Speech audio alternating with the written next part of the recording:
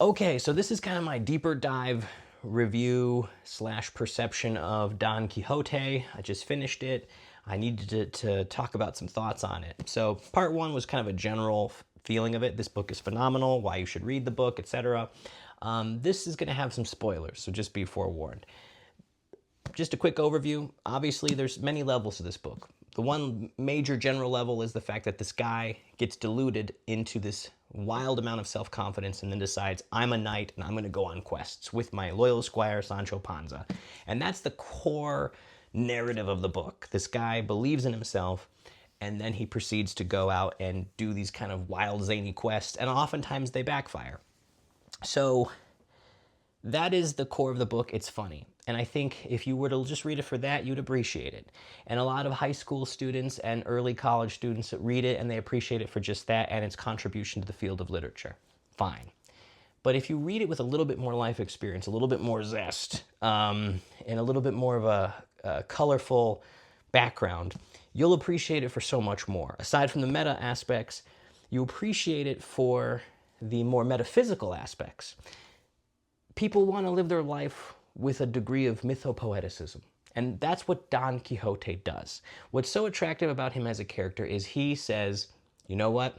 I'm going for it. And how often have you had a job you didn't like, maybe a school situation you didn't like, and you just romanticize the idea of just picking up and just going full send into a new existence? And this guy doesn't, right? And oftentimes he doesn't necessarily always succeed, but he does succeed. He becomes kind of a meme of himself, but in effect, he becomes exactly what he wants throughout the book. You know, a key point of the book is a man choosing to exert himself onto the world. And this is the key lesson that I kind of got from this, or I kind of appreciated from this. I kind of learned it other ways, but I appreciate it because the book reflects it. It's you put yourself out into the world, or you change something in the way you look at the world responds. Eso vos respondemos. To that, we respond. And that's the key. That's one of the things they mention in the book, one of the footnotes. Eso vos respondemos. You know, to that we respond. So you are putting yourself in a different identity, a different clothing, a different location, right? And there's something super metaphysical, poetic that you, the reader, can appreciate in your life. We all should aspire to be Don Quixote maxing by taking these adventures. Everyone deserves a Don Quixote arc. Reinvent yourself. Go to a different place. Go to a different occupation. Go to even if it's not even it doesn't have to be a different country. It doesn't have to be something reckless, although it can be. It can be just mixing up your daily routine. Eso vos respondemos. That's the key thing. Okay, that's why I think the book affected me so much, is because that's what it's really about. Yes, there's the comedic side, but there's also the reality that this guy puts himself into the world under a different type of bearing, and the world responds. And so I want to get into the spoiler aspect now, because what affected me a little bit was the ending. So the death of Don Quixote. At the very end, yes, I mean, it's a lengthy book. It takes over a long period of time, but at the end of the book, Don Quixote dies. And he dies because he's depressed. He dies of depression. That's literally in the text. So what happens is he is challenged by another knight, and he loses. And the knight's condition for him, out of honor, is, hey, if I win this duel, you have to go back to your village for a year. And it turns out that the knight who had challenged him was his neighbor, a guy named Carrasco. So that's the other thing. And this is, again, we're getting really deep here. The figure of the priest, the barber, and the graduate Carrasco, these are the three figures. You can almost look at them as like agents of the Matrix, because throughout the book, they are actively trying to lure Don Quixote away from his adventures, away from this life of knight errantry, and back towards his home village for his own good. But really, his adventures don't really affect their lives at all. They're just concerned citizens looking out for him. And meanwhile, he has reached levels of fame and acclaim, and he's had and made and lost fortunes along the way due to these various misadventures. And really isn't, I mean, you know, he's not really hurting anybody, but at the same time, some of his stuff does have consequences. But really, he's an inspiration to many people because they're just highly amused by him.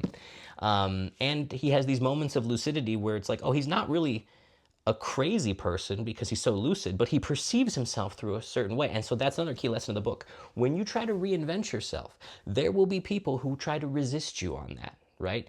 Don't let them.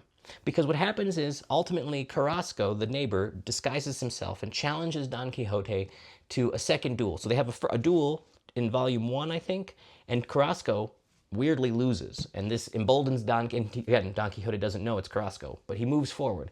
So Carrasco's now bitter to see Don Quixote keep making waves in the world. So he challenges him a second time, and this time he wins. And he gets Don Quixote to commit to going back to his village for a year. Well, Don Quixote is now upset, right? He's defeated. And what happens is, now it's towards the end of the book, he returns home to La Mancha, defeated, and then, he has some idea, maybe I'll live out as a shepherd for a year, whatever, but this is unfortunate that he's now bound by these terms due to honor for 1 year, and he then just loses hope, and he falls into a fever, and you think, oh, does he have some sort of virus or bacterial infection? No. The doctor is summoned, the doctor says, he's dying due to depression. And I think that's just that's a heavy thing, man. Because he gave up what was fueling his life. Even though some of these adventures backfired, the adventures themselves were the life force. Living life differently was the life force that kept the character going. And he passes away when he stops. And yes, he regains his senses and he says, oh, you know what? I'm not Don Quixote. I'm back to my normal self. But what is that normal self? It's that part of the matrix that he had been conditioned to believe. And so I perceived it more, this beautiful story, from the perspective of a guy who breaks free, lives free. And yeah, the world thinks he's a little nuts, but he makes his mark on the world. And he returns back to the world due to the influence of his, these agents of the Matrix, i.e. the aforementioned priest, barber, and the graduate, and then mostly the graduate, and it plugs him back in, and he loses his life force, and that's sad. So there's so much here, metaphysically, and poetically, and I think we should all aspire in some ways to have or be like Don Quixote, because why not, right? So that's my thing. Inject mythopoeticism in your life. Romanticize your life. Mythologize your life.